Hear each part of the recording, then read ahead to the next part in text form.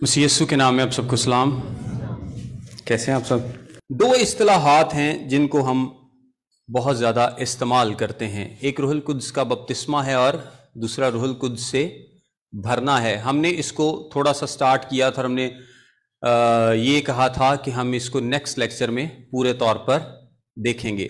روح القدس کا بپتسمہ بیسیکلی جب روح القدس ایک ایماندار ایک غیر ایماندار کو لیتا ہے اور اس کو باڈی آف بلیورز کا، چرچ کا، کلیسیا کا حصہ بنا دیتا ہے، تو وہ کیا ہے؟ روح القدس کا بپتسمہ ہے۔ روح القدس کا بپتسمہ ہے بیسیکلی روح القدس اب آپ کے اندر آ چکا ہے تاکہ آپ کے اندر سکونت کر سکے۔ جب تک آپ کو روح القدس کا بپتسمہ نہیں ملے گا، آپ کلیسیا کا حصہ نہیں ہیں، آپ اس کے بدن کا حصہ نہیں ہیں۔ اور ہم نے یہ دیکھا تھا کہ اگر ہم یہ سوچیں کہ میں نے توبہ کر لی ہے، میں نے سچے دل سے توبہ کر لی ہے اور مجھے ابھی روح القدس نہیں ملا، تو ایسا نہیں ہو سکتا۔ روح القدس کے بغیر، روح القدس کی مدد کے بغیر، اس کی جب روح القدس آپ کی مدد کرتا ہے اس کے بغیر آپ توبہ کر ہی نہیں سکتے۔ جب تک روح القدس آپ کو یہ توفیق نہیں بخشتا، جب تک وہ آپ کے اندر کام نہیں کرتا یا کسی بھی غیر ایماندار کے اندر کام نہیں کرتا، تب تک کوئی انسان توبہ نہیں کر سکتا۔ توبہ کے لیے سب سے پہلا کام آپ کی زندگی میں روح القدس آپ کو موٹیویٹ کرتا ہے، تحریک دیتا ہے، وہ آپ کو ابھارتا ہے اور آپ یسوع مسیح کو نجات دہندہ قبول کرتے ہیں۔ اور جب آپ اس کو نجات دہندہ قبول کر لیتے ہیں تو وہ آپ کی زندگی میں ریزیڈنس اختیار کر لیتا ہے، سکونت اختیار کرتا ہے اور آپ کے اندر موجود ہوتا ہے۔ ایسا نہیں ہو سکتا کہ میں آج توبہ کر لوں، میں نے یسوع مسیح پر ایمان لے آیا ہوں، میں توبہ کر چکا ہوں، لیکن میرے اندر روح القدس نہیں ہے اور مجھے روح القدس کے لیے دعا کرنے کی ضرورت ہے۔ ہم دعا کس چیز کے لیے کرتے ہیں؟ روح القدس سے بھرنے کے لیے۔ آج ہم اس ٹرم پر بھی غور کریں گے کہ روح القدس سے معمور ہونے کے لیے کہا گیا ہے۔ کلام مقدس میں بار بار اس بات کا ذکر ہے کہ روح القدس سے معمور ہو، روح سے معمور ہوتے جاؤ، روح سے معمور ہوتے جاؤ۔ وہ روح القدس سے بھر گیا، وہ روح القدس سے بھر گئے۔ روح القدس سے بھرنے کا، معمور ہونے کا، فلنگ کا ذکر ہے، لیکن کہیں بھی یہ نہیں لکھا کہ روح القدس کے بپتسمے کے لیے دعا کرو۔ کیا لکھا ہے؟ روح القدس سے معمور ہوتے جاؤ۔ معمور ہونے کے لیے کہا گیا ہے، بپتسمے کے لیے نہیں کہا گیا۔ ہم اس کو اگر بار بار کنفیوز کریں گے معموری کو اور روح القدس کے بپتسمے کو، تو بہت سارے مسائل کھڑے ہوتے ہیں، جس میں پہلا مسئلہ میں نے آپ کو بتایا کہ اگر میں نے توبہ کر لی ہے اور مجھے روح القدس نہیں ملا، یعنی روح القدس کا بپتسمہ مجھے نہیں ہوا، تو پھر میرا کیا سٹیٹس ہے؟ اگر توبہ کے بعد اور روح القدس کے بپتسمے کے سے پہلے اگر ہم اس طرح سے سوچیں، میں اس دنیا سے چلا جاتا ہوں تو میرا کیا سٹیٹس ہے؟ میں کہاں جاؤں؟ کیونکہ جب تک روح القدس آپ کے اندر نہیں ہے، جب تک روح القدس نے آپ کے اندر سکونت نہیں کی، آپ کلیسیا کا حصہ ہی نہیں ہیں۔ اور اگر آپ کلیسیا کا حصہ نہیں ہیں، اگر آپ چرچ کا حصہ نہیں ہیں، تو آپ کبھی بھی مسیح کے پاس نہیں جا سکتے۔ تو اگر آپ نے توبہ کر لی ہے تو آپ یہ مت سوچیں کہ میرے اندر روح القدس نہیں ہے۔ روح القدس آپ کے اندر موجود ہے۔ آپ کو اب کس چیز کی ضرورت ہے؟ روح القدس کی معموری کی ضرورت ہے، روح القدس سے بھرنے کی ضرورت ہے۔ اور جب روح القدس سے معمور ہوتے ہیں آپ، جب آپ روح القدس سے بھرتے ہیں، تو تب خدا بڑے بڑے جلالی کام آپ کی زندگی کے وسیلے سے کر سکتا ہے۔ وہ ضرور کرتا بھی ہے۔ ضروری نہیں ہے کہ ہر زندگی سے ہی خدا بڑے بڑے اور جلالی کام کرے، کسی کی زندگی سے ہو بھی سکتے ہیں اور کسی کی زندگی میں نہیں بھی ہو سکتے، لیکن روح القدس کے پھل آپ کو ہر اس زندگی میں نظر آئیں گے جس کے اندر روح القدس ہے۔ ایسا کبھی نہیں ہو سکتا کہ میرے اندر روح القدس ہے اور میرے اندر روح القدس کے پھل موجود نہیں ہیں۔ میرے اندر محبت نہیں ہے، نیکی نہیں ہے، برداشت نہیں ہے، حلم نہیں ہے، اور میں کہوں کہ میں روح القدس سے بھرا ہوا ہوں کیونکہ میں دعا کرتے ہوئے روتا ہوں، تو یہ رونا جو ہے یہ روح القدس سے بھرنے کی نشانی نہیں ہے۔ روح القدس سے بھرنے کی نشانی کیا ہے؟ جب آپ کے اندر روح القدس کے پھل موجود ہوں گے۔ آپ اپنی بیوی سے محبت نہیں کرتے یا بیوی اپنے شوہر سے محبت نہیں کرتی، آپ کے اپنے پڑوسی سے اتنی لگتی ہے اور آپ دعا میں آنسوؤں کے ساتھ روئیں اور کہیں میں روح القدس سے بھر گیا، کیسے ہو سکتا ہے ایسے؟ یسوع مسیح نے کیا کہا تھا؟ ان کے پھلوں سے تم ان کو پہچان لو گے۔ درخت کیسے پہچانا جاتا ہے؟ اپنے پھل سے پہچانا جاتا ہے۔ اور ایک مسیحی کیسے پہچانا جاتا ہے؟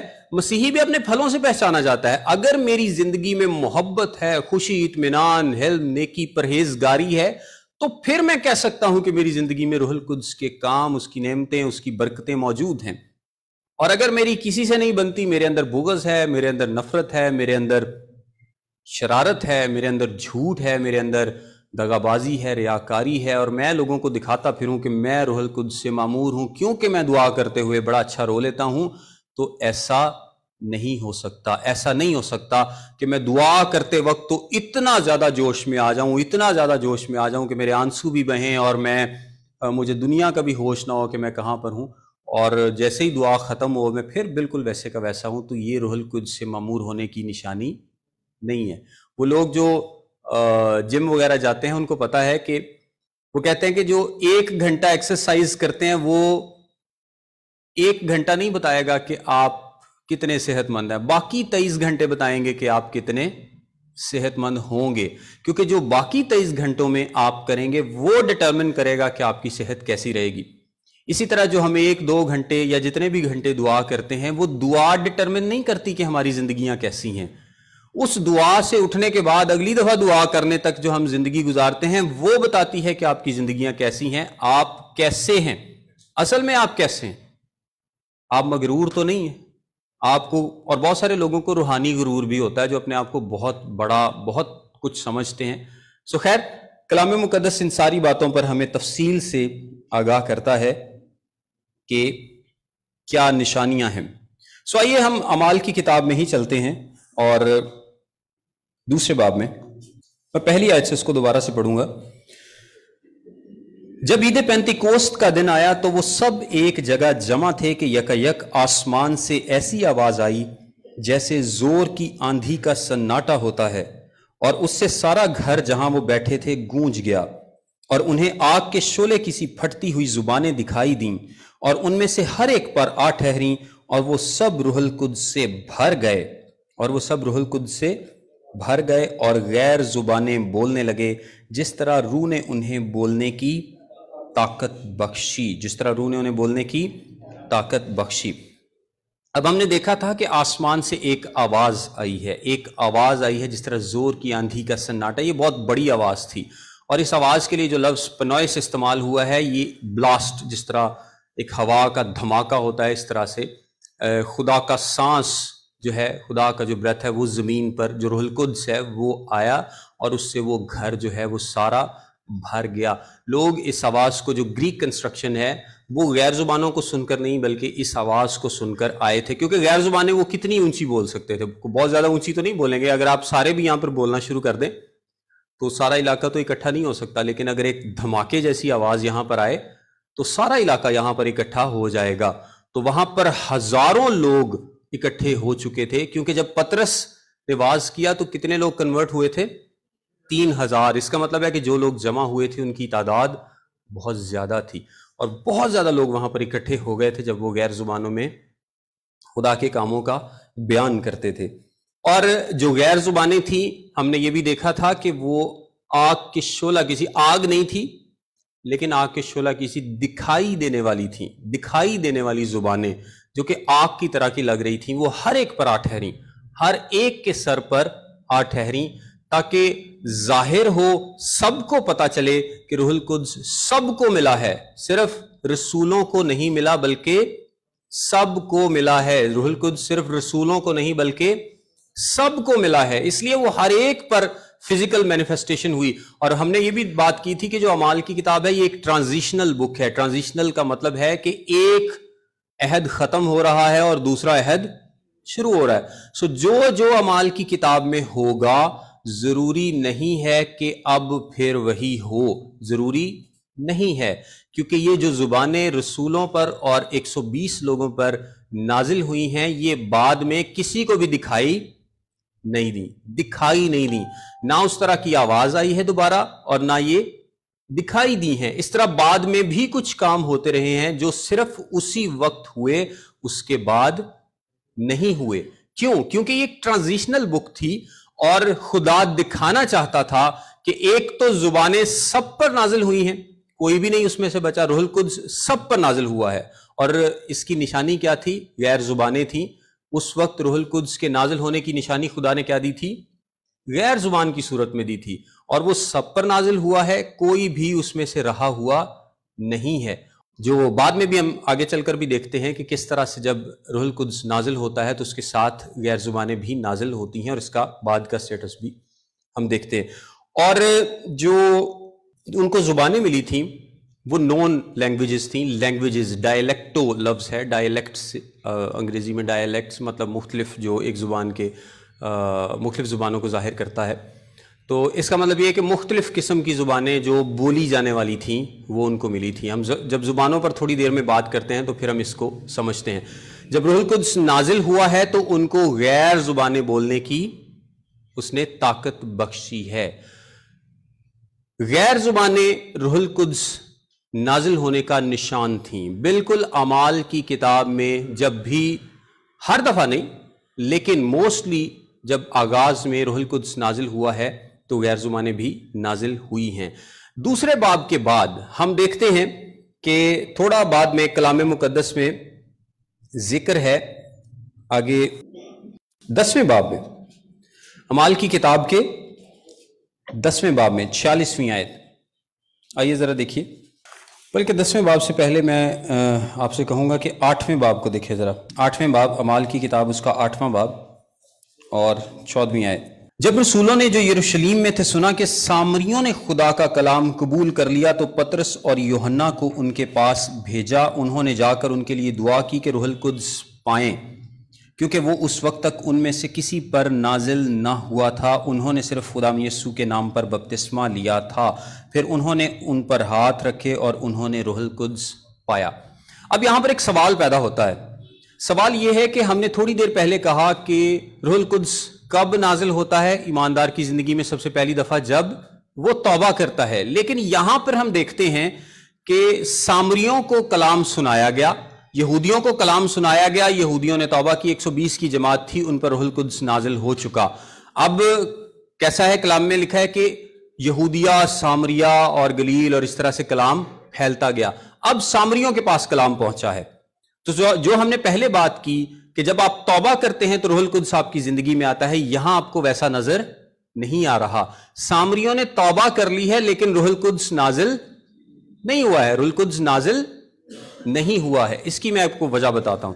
ہم نے پہلے اس بات کا ذکر کیا ہے کہ اعمال کی کتاب ایک ٹرانزیشنل بک ہے۔ ٹرانزیشنل بک ہے، اس میں جو کچھ ہو رہا ہے وہ لائف میں پہلی دفعہ ہو رہا ہے۔ پہلی دفعہ کچھ بھی جو واقعہ ہو رہا ہے چرچ کی لائف میں وہ اس کتاب میں لکھا گیا ہے۔ اب سامری کون تھے؟ سامری اسرائیل کا حصہ تھے، جو باقی قبیلے تھے، جنہوں نے دوسرے قبائل میں غیر اقوام میں شادیاں کر لیں اور ان کی نسلیں مکس ہو گئیں، ان لوگوں کو سامری بولتے تھے۔ اب جو یہودی تھے وہ غیر قوم والوں کو تو برداشت کر لیتے تھے، سامریوں کو برداشت نہیں کرتے تھے۔ سامریوں سے وہ شدید قسم کی نفرت رکھتے تھے، کیونکہ وہ کہتے تھے کہ سامریوں نے ہمارے مذہب کو کیا کر دیا ہے؟ خراب کر دیا ہے۔ وہ کہتے تھے چلو یہ غیر قوم والے تو غیر قوم والے صحیح، لیکن سامری انہوں نے ہمارے مذہب کو خراب کر دیا، یہ ہمارے مذہب کا حصہ ہونے کا دعویٰ کرتے ہیں لیکن یہ ہے نہیں۔ بالکل جس طرح قادیانی ہیں، مسلم شاید غیر مسلم سے اتنی نفرت نہیں کرتے جتنی وہ قادیانیوں سے کرتے ہیں، صرف اس بیس پر کہ یہ ہمارے مذہب کو خراب کرتے ہیں۔ تو یہودی بھی سامریوں سے بہت زیادہ نفرت کرتے تھے۔ تو اب جب سامریوں نے یسوع مسیح کو قبول کر لیا تو کن کا موجود ہونا بہت ضروری تھا؟ اگر آپ اس زمانے میں جا کر سوچیں تو کون سے لوگ ہیں جن کا موجود ہونا بہت ضروری ہے جب روح القدس ان پر نازل ہو؟ ورنہ ان کا یقین کون کرے گا؟ تو سب سے زیادہ جو ضروری تھا کہ وہاں پر کوئی نہ کوئی موجود ہو وہ یہودی تھے، اور پطرس اور یوحنا، ان سے زیادہ اہم یہودی اس وقت کوئی تھا نہیں، کیونکہ نہ صرف یہ یہودی تھے بلکہ یہ رسول تھے، خدا یسوع مسیح کے رسول تھے۔ روح القدس کی آپ اسٹریٹجی دیکھیں کہ اگر سامریوں پر اس وقت روح القدس نازل ہو جاتا اور یہودیوں میں سے کوئی بھی وہاں پر موجود نہ ہوتا تو کون یقین کرتا؟ سامریوں کو تو وہ پہلے انسان ہی نہیں تھے سمجھتے، تو وہ کہتے کہ انہوں نے اپنے پاس سے ہی کچھ بنا لیا ہے اور کوئی ان پر روح القدس نازل نہیں ہوا. سو روح القدس کی اسٹریٹجی یہ تھی کہ جب سب سے امپورٹنٹ دو یہودی جو کہ پطرس اور یوحنا تھے اور جو رسول بھی تھے وہ موجود ہوں گے تب روح القدس نازل ہوگا. اور پطرس اور یوحنا جا کر کیا کہیں گے کلیسیا کو؟ جب کرنیلیس کے گھر سے واپس آئے تو کیا کہا تھا انہوں نے؟ کہ روح القدس ان پر بھی ویسے ہی نازل ہوا جیسے ہم پر. وہ جا کر رپورٹ دیں گے کہ بھائی اس بدن میں، مسیح کے بدن میں صرف یہودی نہیں بلکہ سامری بھی اسی طرح سے شامل ہیں جس طرح سے ہم ہیں. خدا نے جب 15ویں باب میں پطرس رپورٹ دیتا ہے کلیسیا کو تو وہ کیا کہتا ہے کہ خدا نے ان میں اور ہم میں کوئی فرق نہیں رکھا. اور روح القدس کی اسٹریٹجی یہ تھی کہ جب رسول وہاں پر موجود ہوں گے تب روح القدس نازل ہوگا. بعد میں ایسا تھوڑی ہوتا تھا. بائبل مقدس سے آپ کو پتا چلتا ہے کہ ضروری نہیں تھا کہ رسول موجود ہو تبھی روح القدس نازل ہو، لیکن شروع میں روح القدس نے اس چیز کو میک شور کیا ہے کہ روح القدس تب نازل ہوتا تھا انیشلی جب رسول وہاں پر موجود ہوتے تھے، تاکہ سب کو کنفرم ہو جائے. رسولوں کی بات سب سے زیادہ مانی جاتی تھی. اس وقت کوئی نیا عہد نامہ نہیں لکھا گیا تھا. یہ تقریباً 30 سے 33 بعد از مسیح کی بات ہے. کوئی خط نہیں تھا لکھا، کوئی کتاب نہیں لکھی گئی تھی. ان کے پاس صرف پرانا عہد نامہ تھا. اور سب سے زیادہ معتبر کون سمجھا جاتا تھا؟ رسول. رسول سب سے زیادہ معتبر سمجھے جاتے تھے کیونکہ ان کے پاس کچھ بھی لکھا ہوا نہیں تھا. تو جو بات رسول کہہ دیتے تھے وہی حرف آخر سمجھا جاتا تھا، کیونکہ وہ سمجھتے تھے کہ یہ یسوع مسیح کے ساتھ رہے ہیں. یہ کوئی بات بتائیں گے تو بالکل ٹھیک ہوگی. رسولوں کے علاوہ کوئی آ کر اگر کوئی شخص نئی بات کرے گا تو لوگ اس کو نہیں مانتے تھے، لیکن اگر رسول وہ بات کرتے تھے تو لوگ مانتے تھے کہ ہاں یہ بات ٹھیک ہوگی. سو روح القدس نے یہ اس بات کو ضروری سمجھا کہ جب رسول وہاں پر جائیں گے تو ان کی آنکھوں کے سامنے سامریوں پر روح القدس نازل ہوگا، تاکہ سب کو پتا چل جائے کہ روح القدس کا نزول سب کے لیے ہے. کیونکہ وہ جو 120 کی جماعت تھی وہ سامریوں کی نہیں تھی، وہ یہودیوں کی جماعت تھی.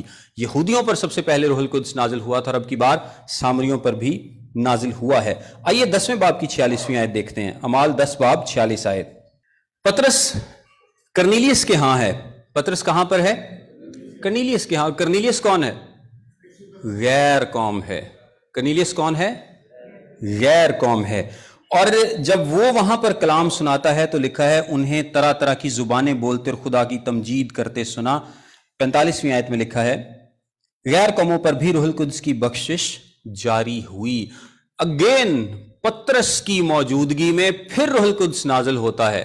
پطرس کی موجودگی میں پھر روح القدس نازل ہوتا ہے. اور پطرس اب آپ دیکھیں جا کر کہ پطرس جب واپس جاتا ہے تو کیا کہتا ہے؟ وہ ان کو بتاتا ہے کہ بھائی جو ہمارے ساتھ ہوا تھا وہی ان کے ساتھ بھی ہوا ہے. یعنی سب سے پہلے یہودیوں پر روح القدس نازل ہوا، اس کے بعد سامریوں پر روح القدس نازل ہوا، اور میں ایمان رکھتا ہوں کہ انہوں نے بھی غیر زبانیں بولی ہوں گی، کیونکہ اس وقت یہی نشان تھا روح القدس کے نازل ہونے کا.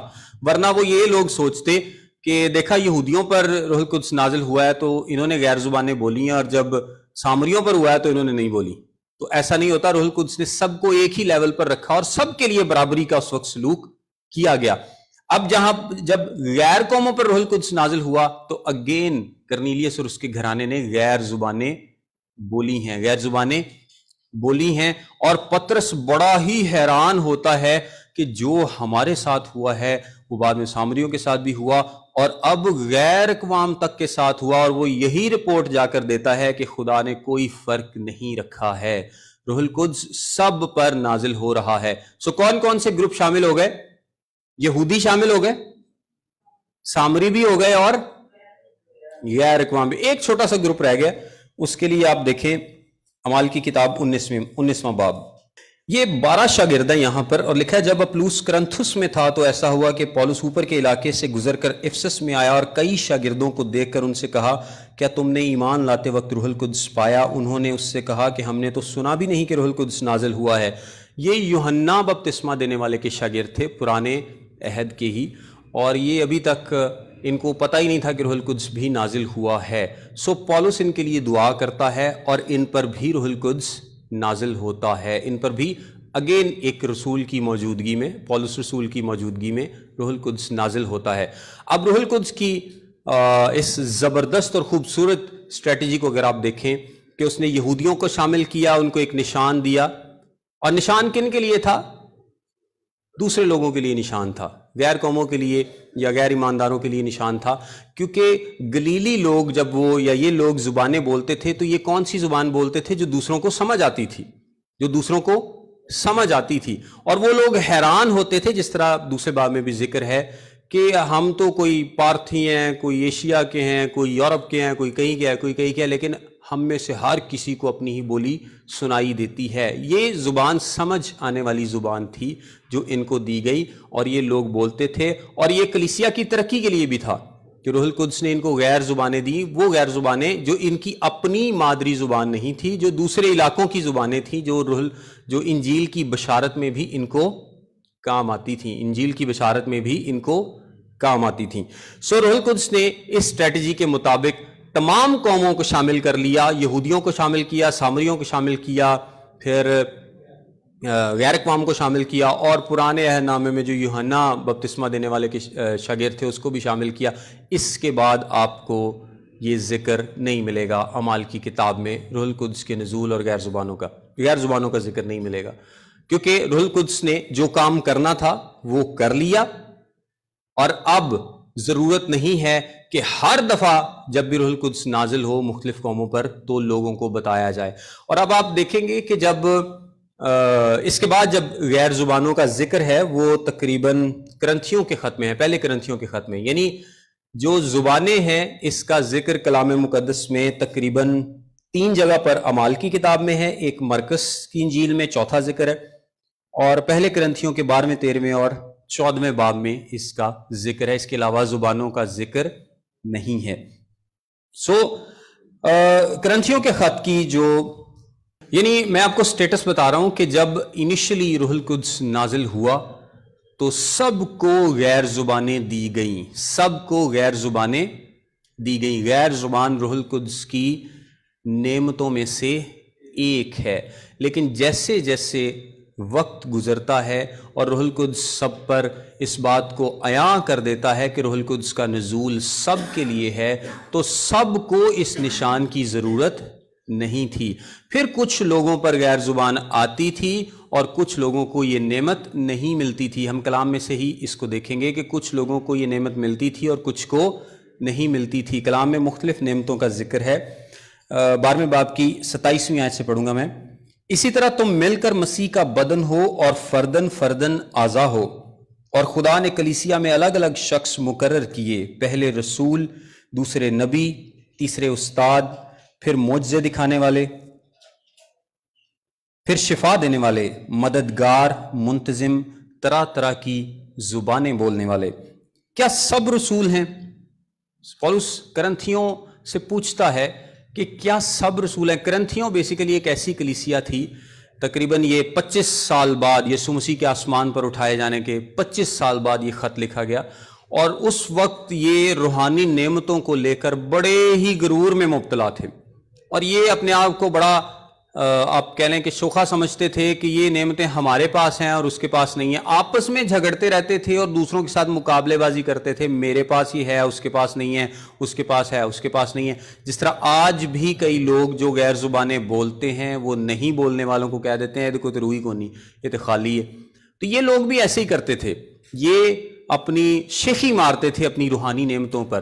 تو پولس رسول نے یہ خط ان کو لکھا ان کو سمجھانے کے لیے کہ کس طرح سے اس کا صحیح استعمال اس نعمت کا کرنا چاہیے۔ غیر زبان کو ریگولیٹ کرنے کے لیے، اس کے صحیح استعمال کے لیے بھی اس نے یہ خط لکھا، اور اس نے 3 باب آلموسٹ 2 سے 3 باب اس بات کے لیے شامل کیے ہیں۔ پھر وہ کہتا ہے کہ کیا سب رسول ہیں؟ کیا سب نبی ہیں؟ کیا سب استاد ہیں؟ کیا سب معجزے دکھانے والے ہیں؟ کیا سب کو شفا دینے کی قوت عنایت ہوئی؟ کیا سب طرح طرح کی زبانیں بولتے ہیں؟ کوشچن مارک ہے۔ اس کا کیا مطلب ہے؟ کہ سب طرح طرح کی زبانیں نہیں بولتے، سب طرح طرح کی زبانیں نہیں بولتے۔ کیا سب ترجمہ کرتے ہیں؟ اس کا مطلب ہے سب ترجمہ بھی نہیں کرتے۔ اور وہ تو کہتا بھی ہے کہ جس کو غیر زبان ملی ہوئی ہے وہ دعا کرے کہ ترجمہ بھی کر سکے، ورنہ وہ چپ کا رہے، کیونکہ وہ پھر اپنی ذاتی ترقی کے لیے تو دعا کرتا ہے، دوسروں کی سے ترقی نہیں ہوتی. وہ بتاتا ہے کہ سب کو الگ الگ برکتیں اور نعمتیں ملی ہیں, سب کو الگ الگ برکتیں اور نعمتیں ملی ہیں, جن میں سے غیر زبان بھی ایک نعمت ہے. اور ہو سکتا ہے کہ خدا کا روح آپ کو غیر زبان دے, اور ہو بھی سکتا ہے کہ خدا کا روح آپ کو غیر زبان نہ دے, کیونکہ جب انیشلی سب سے پہلے روح القدس نازل ہوا تھا تو ہر کسی کو غیر زبان ملتی تھی, کیونکہ یہ ایک نشان تھا خدا کی طرف سے کہ یہ شخص روح القدس سے مامور ہے اور اس کے اندر روح القدس ہے.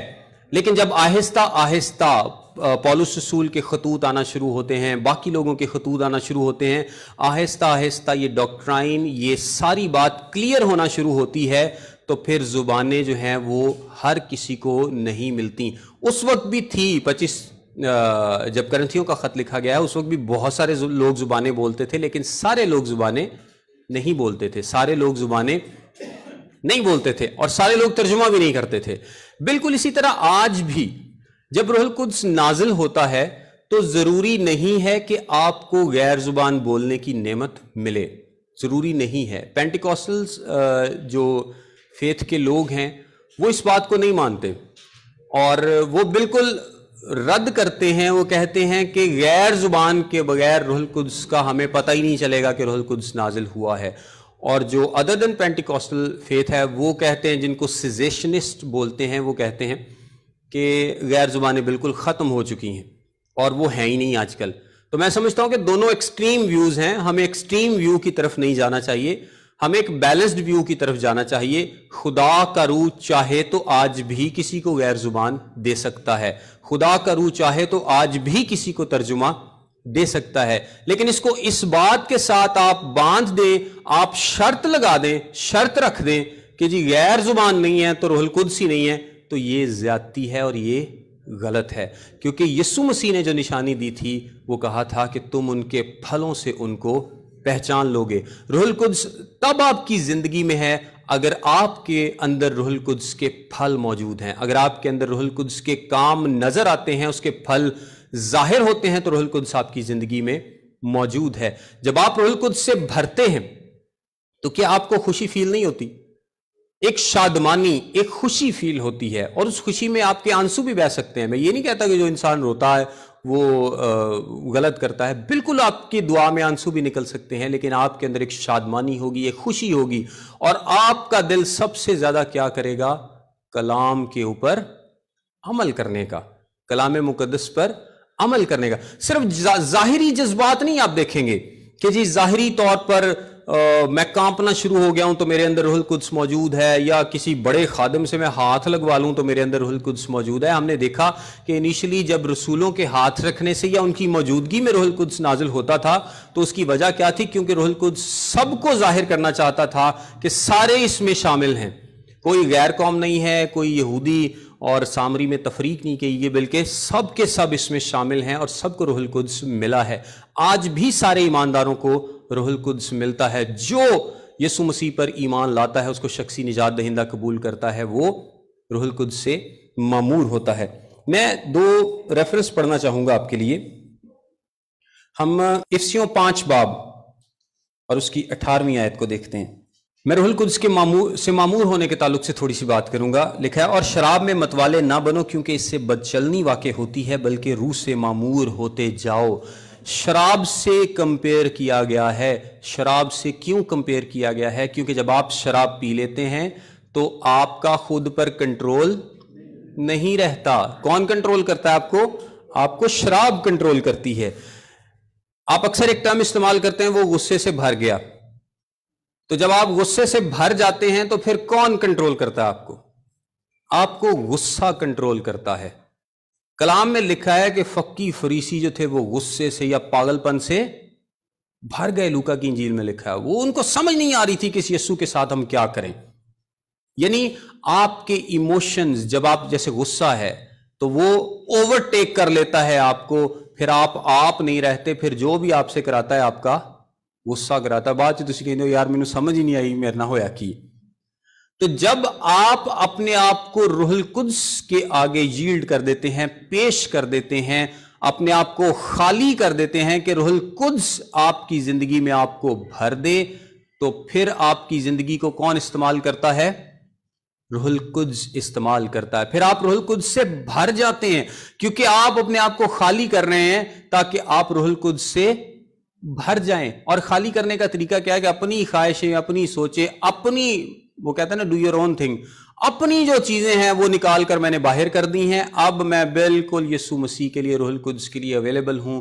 خدا کا روح آئے گا اور وہ مجھے بھرے گا خوشی سے، اطمینان سے اور اپنے پھلوں سے، اور وہ میری زندگی میں ظاہر بھی ہوں گے. جیسے جیسے آپ اپنے آپ کو تابع کرتے جائیں گے، روح القدس آپ کی زندگی کو معمور کرتا جائے گا. اچھا، جو معمور لفظ ہے یہ سٹیٹک نہیں ہے، مطلب اس طرح سے نہیں ہے کہ جس طرح ایک گلاس ہے اور آپ نے اس میں پانی ڈال دیا تو وہ بھر گیا.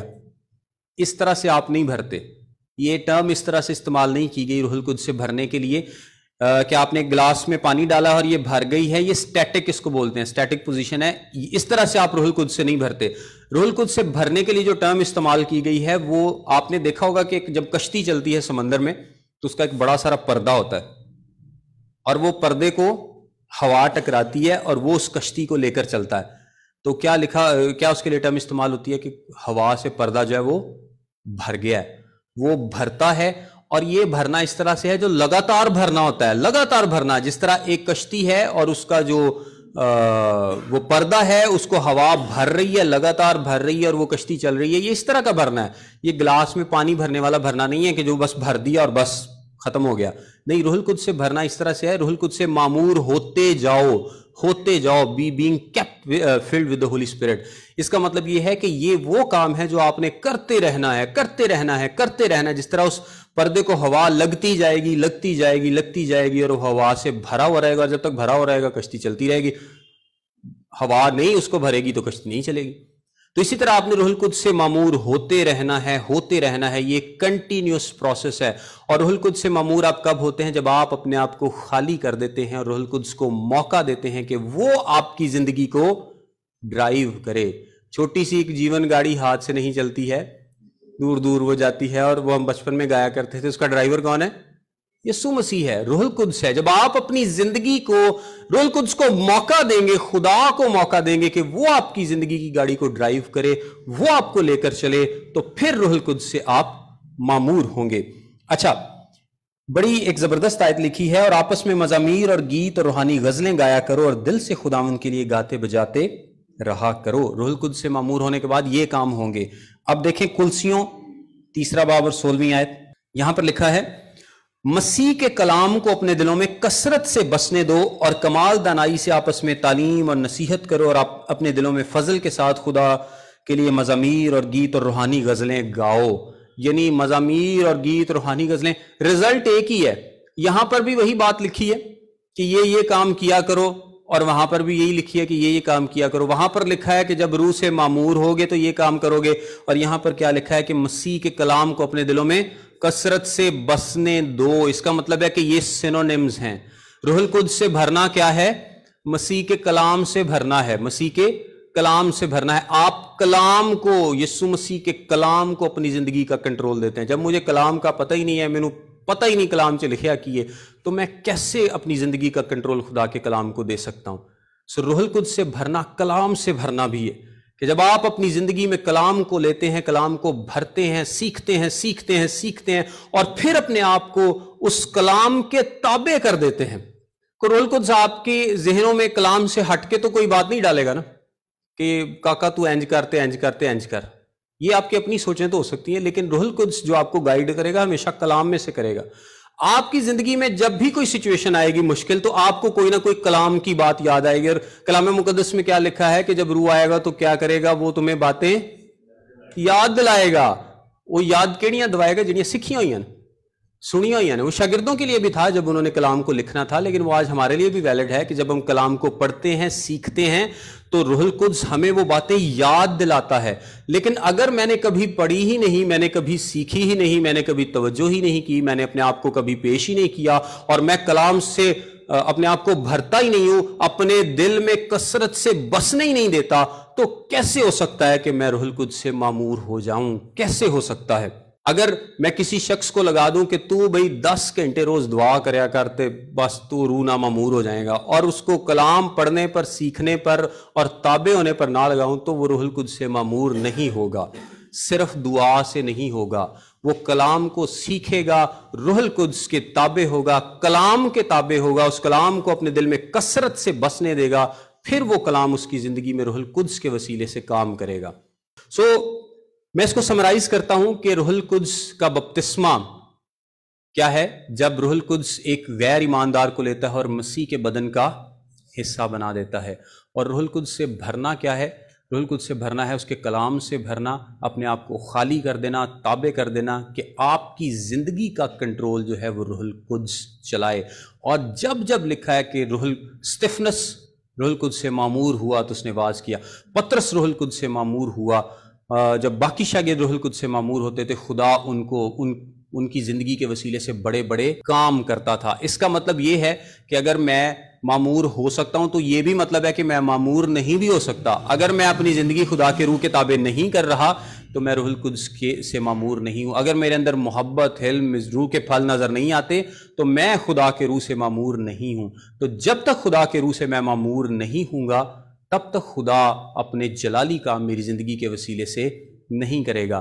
غیر زبانوں کے تعلق سے یہ کہ غیر زبانیں بالکل خدا دے سکتا ہے، لیکن شرط رکھ دینا، شرط لگا دینا کہ جس کے پاس غیر زبان نہیں ہے اس کے پاس روح القدس ہی نہیں ہے، یہ غلط ہے، کیونکہ کرنتھیوں کی کلیسیا میں بھی سارے لوگ رسول نہیں تھے، سب کے پاس غیر زبانیں نہیں تھیں۔ اور 25 سے 30 سال بعد کا یہ واقعہ ہے، جسٹ یسوع مسیح کے جانے سے 25-30 سال بعد ہی یہ کام شروع ہو گیا تھا کہ سب لوگوں کو سب نعمتیں نہیں ملتی تھی، اور جو نشانی تھی اس کا مقصد بھی پورا ہو چکا تھا۔ آج بھی غیر زبانیں وہ اگر کسی کو خدا کا روح دے تو وہ ضرور بول سکتا ہے، لیکن شرطیہ اور زبردستی کسی کے منہ میں ڈالنے کی ضرورت نہیں ہے کہ تو بول جو منہ چاہتا بول، یہ کام کرنے کی ضرورت آپ کو نہیں ہے۔ اگر کسی کو خدا کا روح غیر زبانیں دے گا تو اور یا اس کا ترجمہ دے گا تو وہ ضرور خدا کا روح اس کو یہ ہدایت بھی کرے گا کہ وہ کس طرح سے اس کا استعمال شخصی ترقی کے لیے اور دوسروں کی ترقی کے لیے کر سکتا ہے۔ غیر زبانوں کا 2 قسم کی غیر زبانیں، ایک جن کی سمجھ آتی تھی اور ایک جن کی سمجھ لوگوں کو نہیں آتی تھی۔ اس 2 کیٹیگریز میں اس کو ڈیوائیڈ کیا جاتا ہے۔ انیشلی جتنی بھی دفعہ غیر زبان نازل ہوئی وہ سمجھ آتی تھی، لیکن بعد میں کرنتھس کی کلیسیا میں ہم دیکھتے ہیں کہ غیر زبان ایسی بھی تھی جس کی سمجھ نہیں آتی تھی، اور وہ اس کو بھی آگے 2 کیٹیگریز میں ڈیوائیڈ کیا جا سکتا ہے کہ ایک جو صرف شخصی ترقی کے لیے ہے اور ایک جو دوسرے کی ترقی کے لیے بھی ہے، لیکن دوسرے کی ترقی کے لیے تب ہو سکتی ہے اگر ترجمے کی بھی توفیق ملے، ورنہ صرف شخصی ترقی کے لیے ہو سکتی ہے۔ خداوند آپ سب کو برکت دے۔